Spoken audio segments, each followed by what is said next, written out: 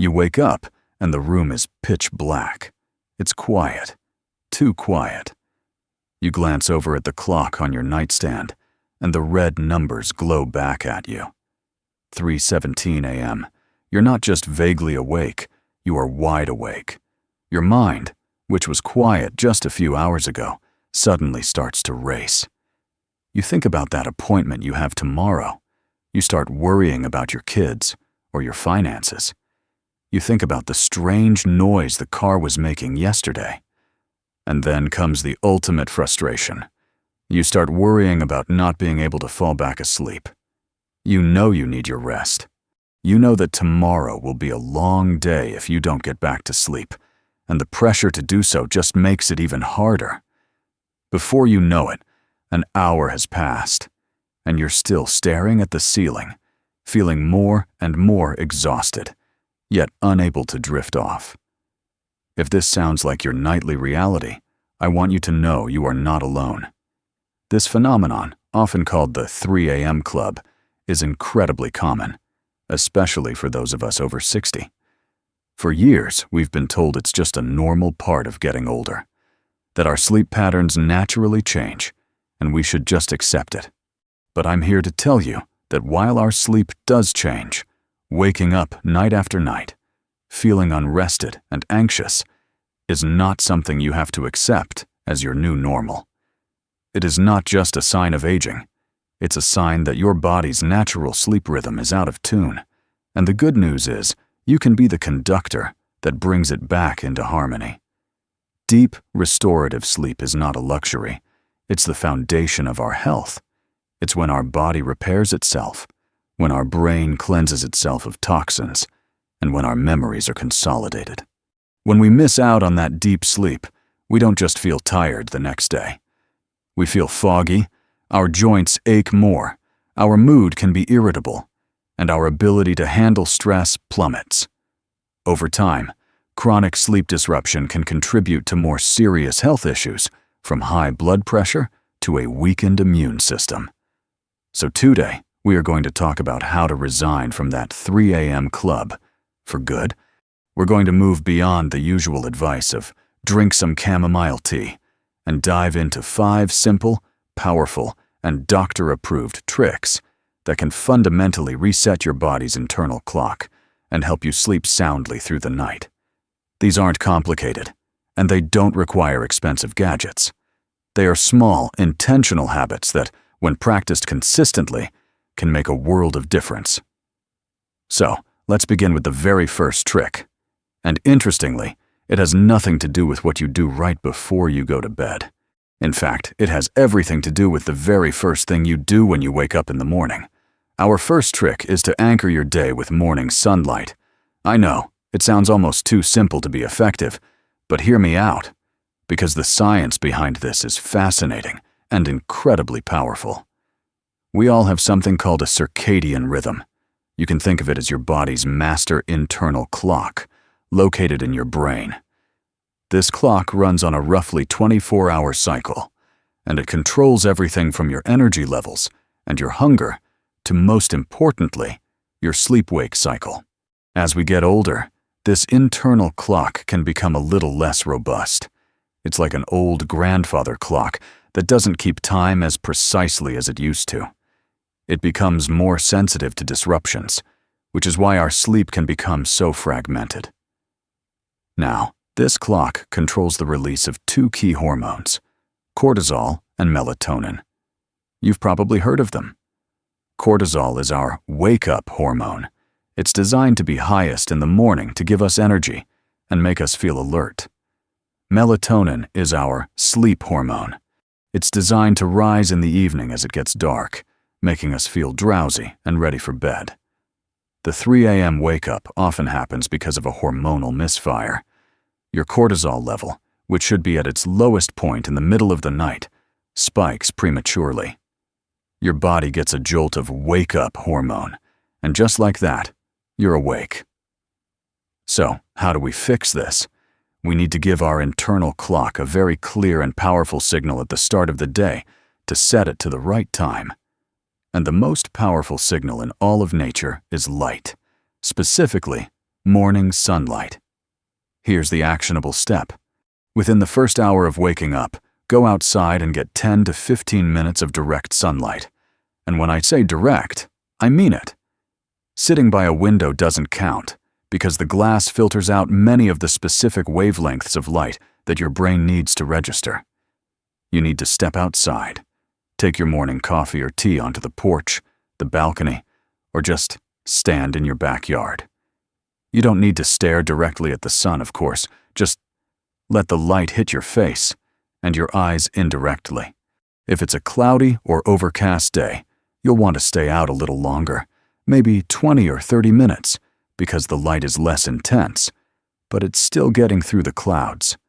When you do this, you are sending an undeniable signal to your brain that says, the day has officially begun. This signal does two critical things. First, it suppresses any lingering melatonin from the night before, helping you feel more awake and alert. Second, and this is the most important part for our 3 a.m. problem, it starts a timer. By getting that morning light, you are telling your brain to begin the countdown for releasing melatonin later that evening. It sets a precise 14 to 16-hour timer, so when bedtime rolls around, your body will be perfectly primed to produce the melatonin you need to fall asleep, and more importantly, stay asleep. Think of it like setting an alarm for sleepiness. If you don't set it correctly in the morning, it's not going to go off at the right time at night. Now, let's move on to our second trick, which addresses another part of the day that can either support or sabotage your nighttime sleep. The afternoon. This trick is all about rethinking your afternoon routine, especially when it comes to naps and caffeine. Many of us reach for a cup of coffee or a strong tea in the afternoon to get over that 2 or 3 p.m. slump. And who doesn't love a good afternoon nap in a comfy chair? These things feel like a well-deserved break, a little treat to get us through the rest of the day. But they could be the very reason you're wide awake in the dead of night. Let's talk about caffeine first. Caffeine works by blocking the receptors in our brain that detect adenosine, a chemical that builds up throughout the day and makes us feel sleepy. This is what we call sleep pressure. The longer you're awake, the more adenosine builds up and the sleepier you feel. Caffeine is like putting a roadblock in front of that sleepiness signal. But here's the crucial part. Caffeine has what's called a long half-life. A half-life is the time it takes for your body to eliminate half of the substance. For caffeine, the average half-life is about 5 to 6 hours. This means if you drink a cup of coffee at 3 p.m., by 8 or 9 p.m., you still have half of that caffeine circulating in your system, and by 2 or 3 in the morning, you still have a quarter of it.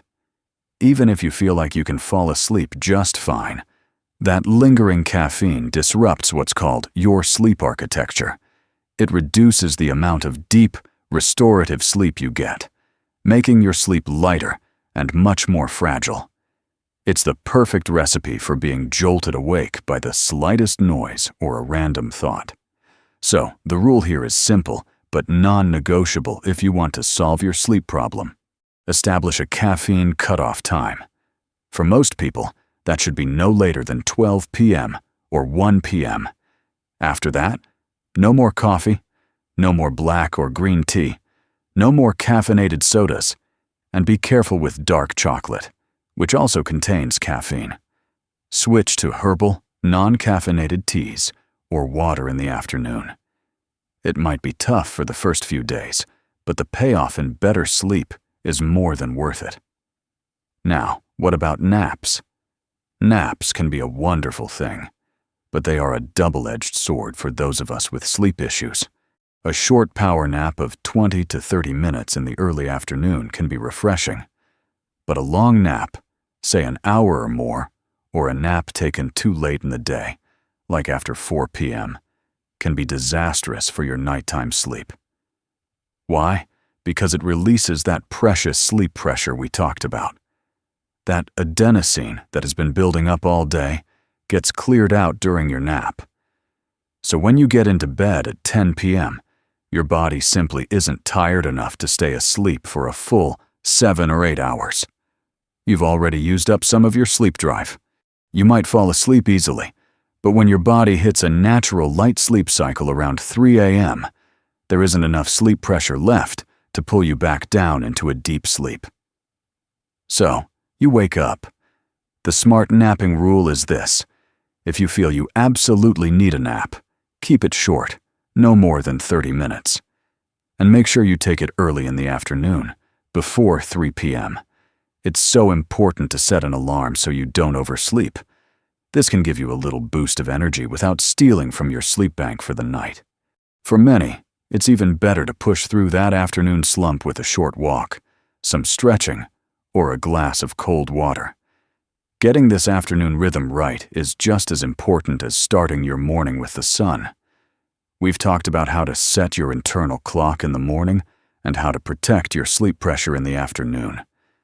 Now, we need to turn our attention to the most critical period of the day for ensuring a peaceful night: the evening. The hours leading up to bedtime are where so many of us, without even realizing it, make choices that set the stage for that dreaded 3 a.m. awakening. This brings us to our third powerful trick: mastering your wind-down window. Think of the 2 to 3 hours before you get into bed as a sacred time. It's a transition period. You can't expect your body and mind to go from 100 miles per hour to a dead stop the moment your head hits the pillow. It needs a gradual, gentle descent into rest. Unfortunately, our modern lives often encourage the exact opposite. We eat late, we watch stimulating television shows, or we engage in activities that keep our bodies in a state of high alert. Let's start with one of the biggest culprits: the timing and content of your evening meal.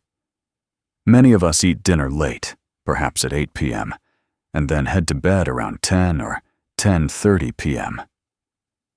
This is a significant problem for sleep. Your body has to do a lot of work to digest food. It increases your metabolism, it raises your heart rate, and most importantly, it raises your core body temperature. Here is a fundamental truth about sleep that many people don't know.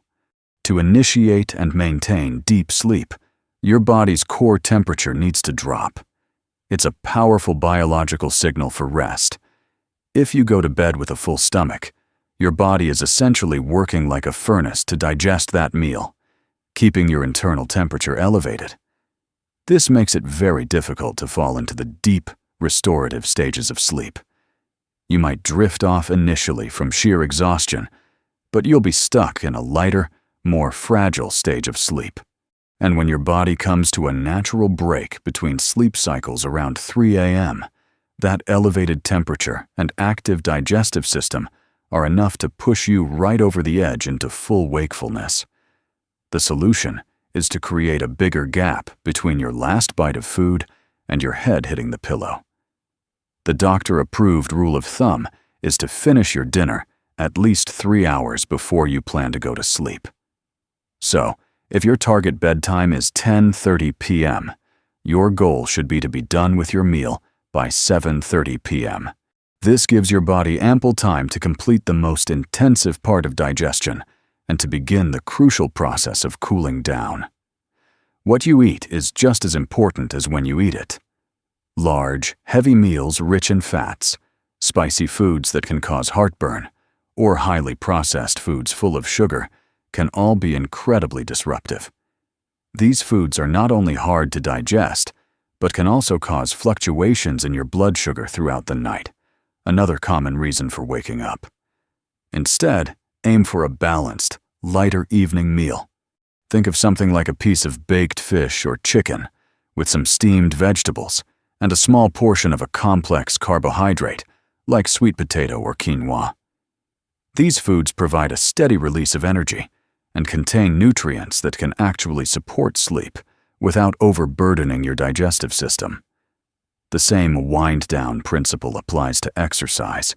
While daily movement is absolutely essential for good health and can improve sleep quality overall, vigorous exercise too close to bedtime is like pouring gasoline on a fire you're trying to put out. An intense workout, a fast-paced walk, or even strenuous yard work raises your heart rate, your body temperature, and releases stimulating hormones like adrenaline. It's the exact opposite of what your body needs to be doing in the evening. This doesn't mean you have to be completely sedentary. A gentle, relaxing activity can be wonderful. A slow, mindful walk around the block after dinner, some light stretching, or some restorative yoga can help release physical tension and signal to your body that it's time to unwind. The key is to keep it gentle and to finish all exercise, even the light stuff, at least 2 hours before bed. By managing your evening food and activity, you are paving a smooth, clear runway for your body to take off into a full night of deep sleep. But getting the body ready for sleep is only half the battle. For so many of us, the real challenge, the thing that truly keeps us staring at the ceiling at 3 a.m., is a busy, anxious, and overactive mind. This brings us to our fourth and perhaps most transformative trick: breaking the worry cycle before your head hits the pillow. Our minds are magnificent problem-solving machines, but they don't have an off switch. During the day, we are distracted by tasks, appointments, and conversations. But when the house goes dark and quiet, all the worries we've managed to keep at bay come rushing to the forefront. We worry about our health. We worry about our children and grandchildren. We worry about bills, politics, or something we said to a neighbor 5 days ago. This mental chatter creates a state of high alert in our brain, a state of vigilance. Your brain thinks, there are problems to be solved. I can't fully shut down. When you eventually do fall asleep, that undercurrent of anxiety is still there. So when you hit a light sleep phase in the middle of the night, your brain seizes the opportunity. The worry circuit flicks on, cortisol starts to pump, and boom, you're awake, with your mind already running a marathon. The trick is not to try and fight these thoughts in the dark at 3 a.m. That's a battle you will almost never win. The trick is to give them a designated time and place to exist, long before you even think about getting into bed. The most effective way to do this is with a simple notebook and a pen. I call this the brain dump, or the worry download. Here's what you do. About an hour before your scheduled bedtime, as part of your new wind-down routine, sit down in a quiet place with your notebook. For 10 to 15 minutes, write down absolutely everything that is on your mind. Everything. The to-do list for tomorrow, the concern you have about that doctor's appointment, the frustration you feel about a family situation, the random thought about needing to buy light bulbs. Don't judge it. Don't try to solve it. Just get it out of your head and onto the paper. This simple act is profoundly powerful. It externalizes your worries. By writing them down, you are subconsciously telling your brain, I have acknowledged you. I have captured you. You are safe here on this page, and I will deal with you tomorrow. You no longer need to keep swirling around in my head tonight. It's like cleaning out a cluttered room. You're taking all the mental junk and putting it in a box, so you can have a clear, peaceful space to rest. Once you've completed your brain dump, I want you to add one more step to this practice. Flip to a new page or turn the notebook over, and take just 2 more minutes to write down 3 specific things that went well that day, or 3 things you are genuinely grateful for. They don't have to be monumental. It could be the taste of your morning coffee, a pleasant phone call with a friend, the beauty of a flower you saw on your walk, the comfort of your favorite chair. This is not just a nice, sentimental exercise. It is a neurological one. While the worry download helps to clear out the anxiety-producing cortisol, this act of gratitude actively stimulates the production of feel-good neurotransmitters like serotonin and dopamine. It shifts your brain's focus from a state of threat and problem-solving to a state of contentment and peace. you are intentionally changing your brain chemistry to one that is far more conducive to sleep. By ending this little ritual on a positive note, you are closing the book on the day's worries and opening the door to a night of quiet, uninterrupted rest. We have laid such a strong foundation. We've talked about aligning our body with the sun in the morning, managing our energy in the afternoon, and creating a peaceful wind-down window for both our body and our mind in the evening. These are powerful steps that can make a huge difference. But now, we come to the final piece of the puzzle. This is about what happens in the bedroom itself and how we can transform it from a place of potential frustration into a true sanctuary for sleep. This brings us to our fifth and final doctor-approved trick: optimizing your sleep environment for absolute darkness and a cooler temperature. Our biology is ancient. For thousands of years, our ancestors slept in environments that were completely dark and that naturally grew cooler as the night progressed. Our modern bedrooms, however, are often a minefield of subtle sleep disruptors. We have become accustomed to light and warmth, but our brains have not. Even tiny amounts of light can penetrate our eyelids and send a signal to our brain that it might be time to wake up.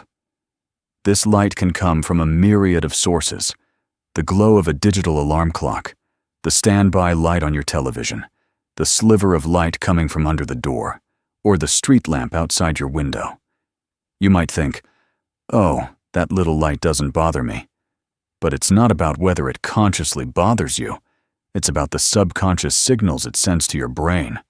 This light exposure, however small, can suppress the production of melatonin, that crucial sleep hormone we need to stay in a deep state of rest. It keeps your sleep light and fragile, making it incredibly easy for you to be jolted awake. So, the mission here is to make your bedroom as dark as humanly possible. A true cave-like environment. The best and most effective way to do this is by installing blackout curtains or blinds. They are one of the single best investments you can make for your sleep health. They completely eliminate any light from outside. For light sources inside the room, you have a few options. You can place a small piece of black electrical tape over the tiny LED lights on your electronics. You can turn your alarm clock to face the wall, or even better, switch to a non-illuminated one. A simple rolled-up towel at the base of your bedroom door can block light seeping in from a hallway. Your goal should be that when you hold your hand up in front of your face, in the middle of the night, you can't see it. That's when you know you've achieved true darkness. If you travel or can't modify your room, a high-quality, comfortable sleep mask is an excellent alternative, just as important as darkness is temperature. As we discussed earlier, your body's core temperature needs to drop to initiate and maintain sleep. Many people make the mistake of keeping their bedroom too warm, thinking that being cozy is the key to good sleep.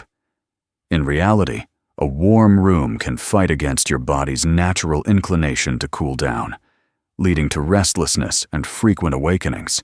Sleep experts and doctors almost universally agree that the ideal temperature for sleep is surprisingly cool, somewhere between 60 and 67 degrees Fahrenheit, or about 15 to 19 degrees Celsius.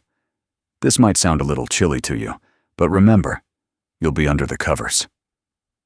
The idea is to have a cool ambient room temperature while you stay warm and comfortable in your bed. This temperature differential helps to facilitate that all-important drop in your core body temperature.